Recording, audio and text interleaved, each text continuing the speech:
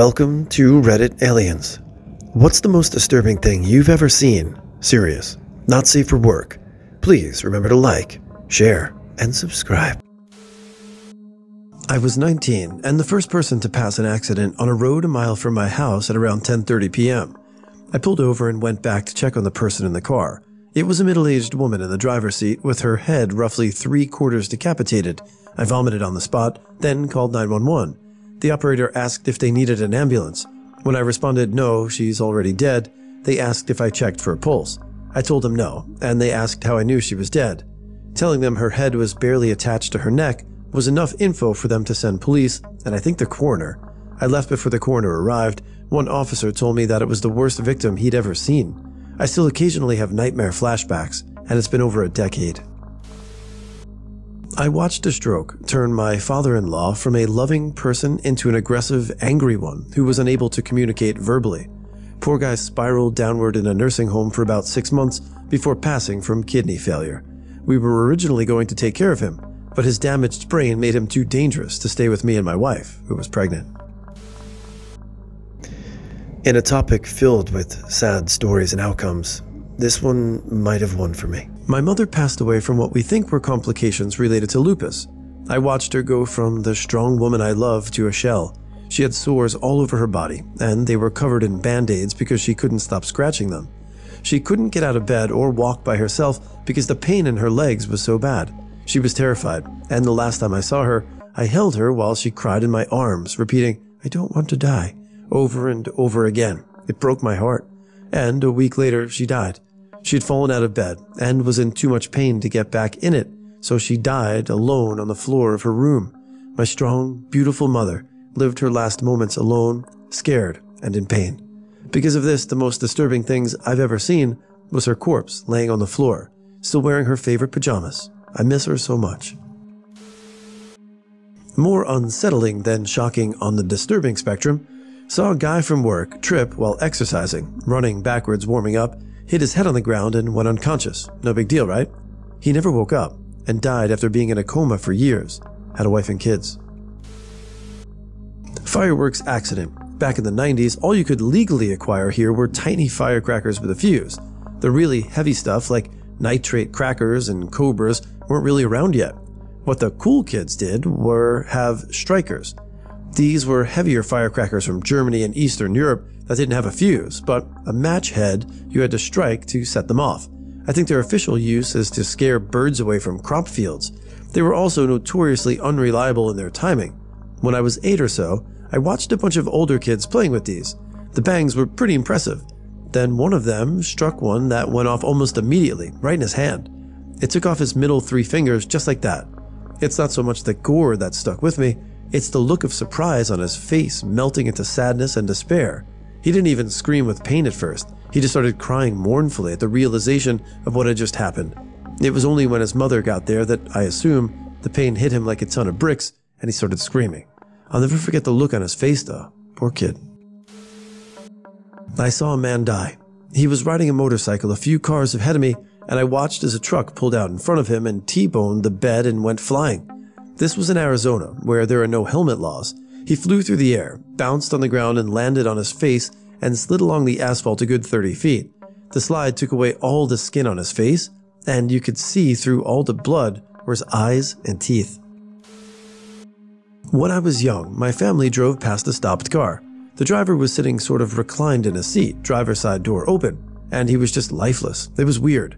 The other passengers weren't panicking so far as I could tell, and I think there were paramedics there. Another time, on the way to a cross-country meet, our bus passed a horrific accident. The responders hadn't covered up a mostly decapitated driver yet, and a bus full of middle and high school students got the drive-by view. Damn. My father died, alone on a leather couch in Los Angeles, and wasn't found for a couple of weeks.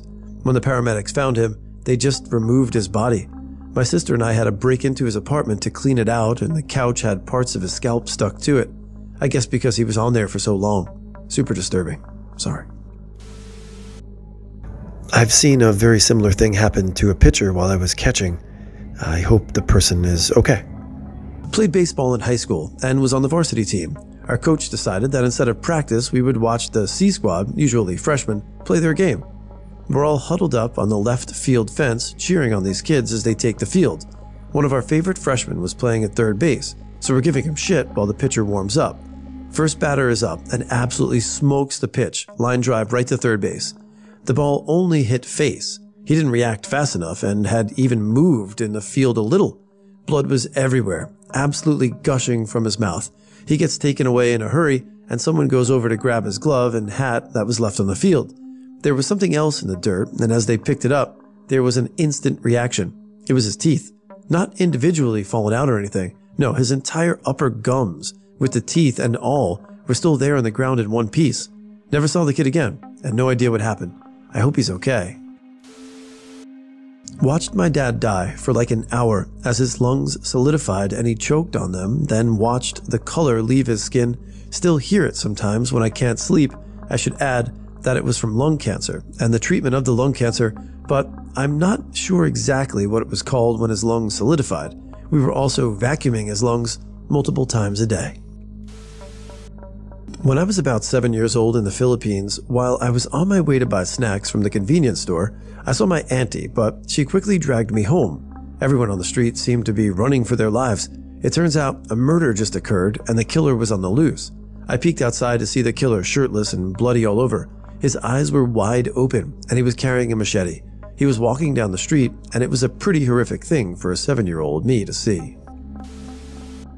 I used to work supply in about a 400-bed hospital. I was the emergency department restocker. The kinds of injuries you see in that kind of place were sometimes jaw-dropping. Two in particular stand out in my mind. The first, I was walking past one of the trauma bays, and there was a man sitting in a chair, which was a little strange. People tend to be in gurneys, not chairs. The chair he was sitting in had the armrests almost all the way up to his armpits. They were adjustable and typically used for stabilizing an arm, for drawing blood, etc. His right arm was sitting on the armrest, then just past the elbow, the arm took a sharp 90-degree downward turn. Then, about 3 inches past that, his arm took another 90-degree turn back forward, where his hand was resting on an adjustable metal tray. The second injury I didn't actually see, but I do remember hearing that the person had been in a car crash. There was an absolute flurry of people flying around the person on the gurney. Nurses, doctors, EMTs, all doing what they can. So I could not see the person directly, but at some point, someone either let go of something or lost their grip. I don't even know.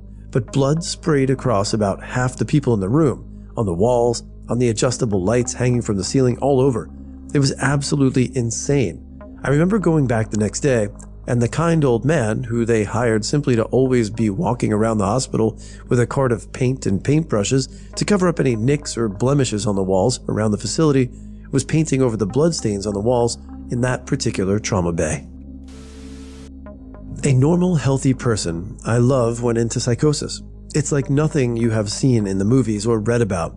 It's like someone takes over their body and you want to bring them back so badly. This is so very little help out there and you feel absolutely helpless. To look at someone who loves you and know that they can't recognize you is heartbreaking. I really believe I have PTSD from this event.